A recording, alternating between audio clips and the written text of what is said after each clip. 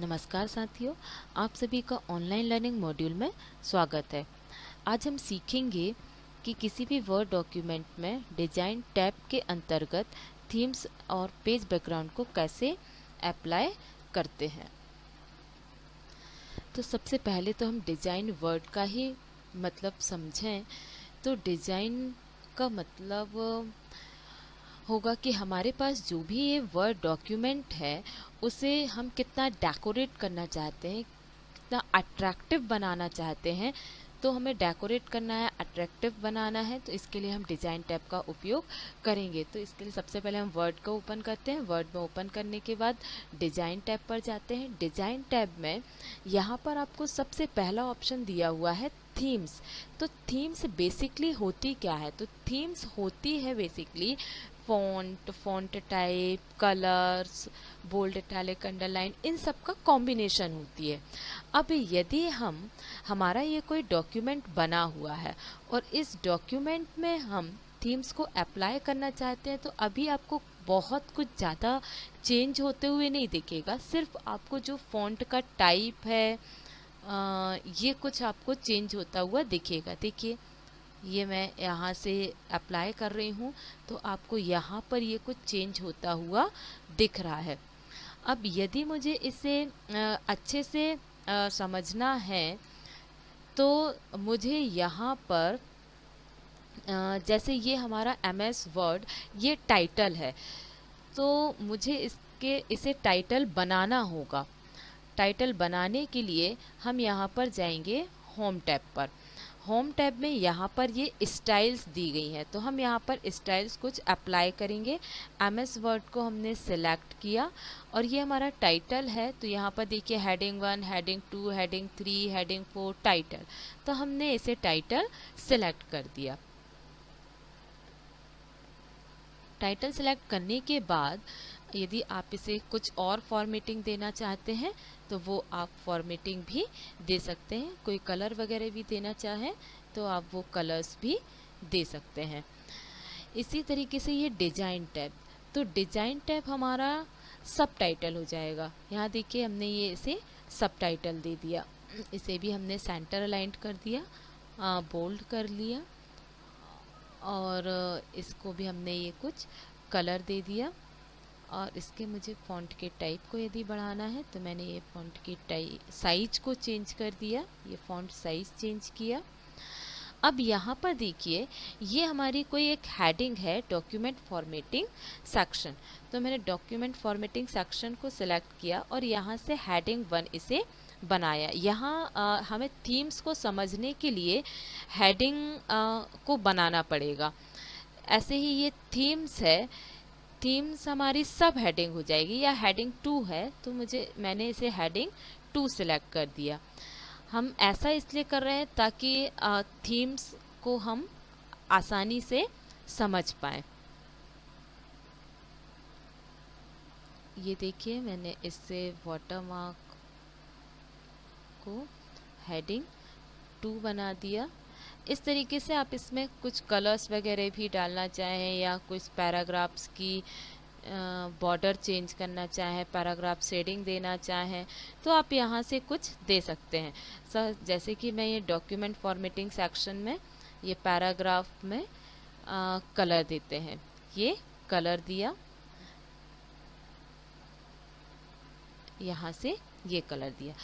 तो मैंने देखिए यहाँ पर कुछ सेटिंग की हुई है, टाइटल, सब टाइटल, हेडिंग 1, हेडिंग 2, हेडिंग 1, इस तरीके से। अब हम चलते हैं वापस से अपने डिज़ाइन टैब में और डिज़ाइन टैब में आकर अब देखिए हम जब थीम्स में अप्लाई करते हैं तो अब आपको यहाँ पर कुछ कलर कॉम्बिनेशंस अलग दिखाई देंगे। देखिए इसके पहले जो हो रहा था वो सिर्फ आपको फ़ॉन्ट का टाइप ये चेंज हुआ दिख रहा था, लेकिन कुछ कलर्स वगैरह ऐसा कुछ चेंज होता हुआ नहीं दिख रहा था। अब देखिए मैंने ये किया तो अब आप लोग को अलग अलग से ये थीम्स अप्लाई होती हुई दिख रही है। जैसे हमारे मोबाइल्स में भी थीम होती है, तो मोबाइल की हम थीम चेंज करते हैं तो हमारा लेआउट इंटरफेस हमें चेंज होता हुआ दिखता है। ऐसे ही यहाँ पर भी आप देखिए आपको ये इतने सारे दिख रहे हैं। आप यदि ऑनलाइन कोई थीम सर्च करना चाहें तो आप ऑनलाइन भी थीम को सर्च कर सकते हैं। और यदि आपको ये जो थीम है इसे अच्छा लग रहा है, जैसे मुझे ये ठीक लग रही है, आप इसे सेव भी करना चाहें इस थीम को, तो सेव करंट थीम पर जाकर आप सेव कर सकते हैं। इसी तरीके से हमने जब ये थीम को अप्लाई कर दिया और थीम अप्लाई करने के बाद आपको लग रहा है कि मुझे फ़ॉन्ट का टाइप चेंज करना है, तो यहाँ पर देखिए ये टाइटल, ये इस तरीके से आपके यहाँ पर ये फ़ॉन्ट के टाइप भी चेंज हो रहे हैं। और इसके बाद आपको यहाँ पर ये कलर्स ऑप्शन दिया हुआ है। कलर ऑप्शन में आने के बाद यहाँ देखिए आपको और भी बहुत सारे ये कलर्स दिख रहे हैं, तो आप यहाँ से ये कलर्स भी ये चेंज कर सकते हैं। आपको जो भी अच्छा लगे आप उस पर क्लिक कर सकते हैं। ये इस तरीके से आपका कलर चेंज हो जाएगा। फ़ॉन्ट आप चेंज करना चाहें, फ़ॉन्ट का टाइप, ये देखिए मुझे ये ठीक लग रहा है तो मैंने इसे सिलेक्ट कर दिया। आपको जो भी पसंद हो आप उसे सिलेक्ट कर सकते हैं। इसी तरीके से यहाँ पर देखिए फ़ॉन्ट चेंज करने के बाद पैराग्राफ की स्पेसिंग, पैराग्राफ स्पेसिंग हमने होम टैब में भी देखा हुआ था और यहाँ पर भी है। तो आपको देखिए पैराग्राफ में कॉम्पैक्ट स्पेसिंग रखनी है, टाइट रखनी है, नो पैराग्राफ स्पेसिंग, ओपन, तो आप यहाँ से ये स्पेसिंग को भी डिफाइन कर सकते हैं या दे सकते हैं, आपको जो भी रखना हो। इसके बाद आपको नेक्स्ट ऑप्शन दिख रहा है इफ़ेक्ट। इफ़ेक्ट ऑप्शन को समझने के लिए, इफ़ेक्ट अप्लाई होता है किसी भी ऑब्जेक्ट पर। मान लीजिए हम यहाँ पर कोई ऑब्जेक्ट लेते हैं, कोई इमेज है या कोई ऑब्जेक्ट ले लेते हैं। लाइक इंसर्ट टैब में हम शेप्स पर आते हैं, ये सर्किल लिया और इसे हमने यहाँ पर ड्रॉ किया, राइट। एक और हम ऑब्जेक्ट ले लेते हैं, यहाँ पर इंसर्ट टैब में आए, शेप्स में आए, यहाँ से हमने ये स्टार ले लिया।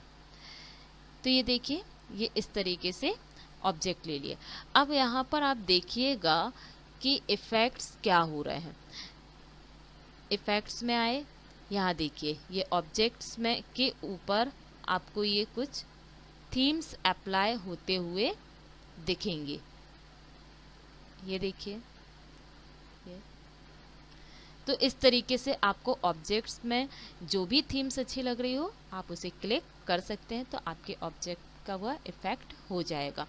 सेट एज डिफ़ॉल्ट, जो भी हमने ये जो कुछ भी अप्लाई किया हुआ है, जो थीम्स अप्लाई की हुई है, यदि आप उसे डिफ़ॉल्ट सेट करना चाहते हैं, मतलब जब भी आप किसी भी वर्ड डॉक्यूमेंट को ओपन करेंगे तो आपको यही थीम अप्लाई होते हुए उस डॉक्यूमेंट में दिखेगी। यदि आप ऐसा करना चाहते हैं तो सेट एज डिफ़ॉल्ट पर क्लिक करेंगे, तो यहाँ आपको बोल रहा है set the current style set and themes, this setting will be apply to all new blank documents. यदि ऐसा चाहते हैं तो यस कर देंगे और नहीं चाहते तो नो कर देंगे।